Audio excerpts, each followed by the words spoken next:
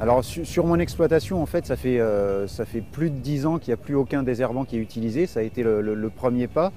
La démarche au début a été une démarche de plaisir, de travail du sol.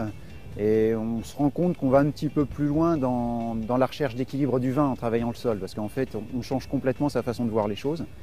Et le travail du sol a pour but essentiel, d'ailleurs il porte bien son nom, c'est un travail du sol, c'est pas du désherbage, a pour but de faire travailler son sol et de faire ressortir des notions de terroir dans les vins. Une des raisons pour lesquelles on souhaitait également revenir au travail du sol et développer l'enherbement au sol était de privilégier l'aspect sanitaire du sol, de la plante, mais aussi préserver la santé des salariés.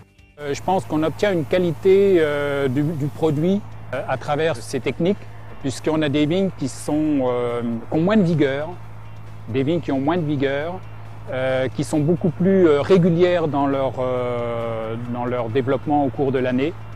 Et on arrive à un stade de maturation qui est beaucoup plus régulier aussi dans le avant-vendange. Dans la pratique, ça a changé. C'est vraiment un avis personnel, mais je prends beaucoup plus de plaisir à passer les charrues qu'à aller remplir mon enjambeur de désherbants et d'aller les appliquer, de rincer l'enjambeur, de travailler avec des produits qui ne sont pas forcément très sains. Donc ce que ça a changé, c'est un retour aux sources, un retour au métier de paysan, vraiment de travailler le sol. Ce que ça a changé, un raisin plus sain, c'est une conviction, moins de maladies, moins de botrytis. Donc forcément derrière un IFT encore plus bas.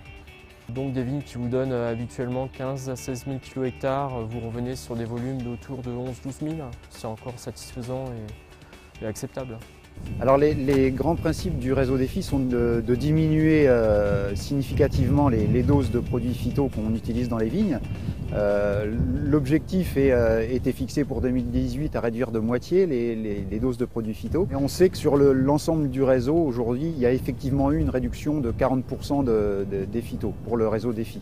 Ce qui est super important de travailler dans un réseau, c'est qu'on se retrouve avec d'autres viticulteurs qui ont les mêmes ambitions, les mêmes attentes que nous, ce qui permet d'évoluer, de remettre un petit peu en question notre technique ou notre façon de penser carrément. Et ça permet justement psychologiquement d'évoluer et de se sentir un peu rassuré dans le sens où on n'est pas les seuls à penser de cette façon-là.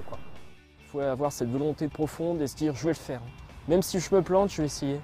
Il faut que j'essaye parce que ça va m'apporter forcément des choses qui vont être positives à long terme.